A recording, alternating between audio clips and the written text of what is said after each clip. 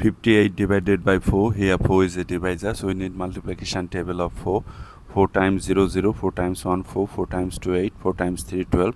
To find out the multiplication table of 4, just add 4 with the previous step. 0 plus 4 4, 4 plus 4 8, 8 plus 4 12, 12 plus 4 16, 16 plus 4 20. This process will continue. 4 goes into 5 how many times? 2 times 8, which is greater, so 1 time.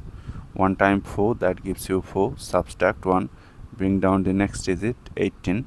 4 goes into 18 how many times? 5 times 20, which is greater, so 4 times. Write 4 here. 4 times 4, 16. Subtract 2. Our answer is 14 remainder 2. If you want to write your answer in decimal form, then take here decimal, add number of zeros, bring down the first 0. Before the 0 the decimal must come to the quotient directly. 4 goes into 20 how many times? 5 times. 5 times 4, 20. Subtract 0. So our answer is 14.5.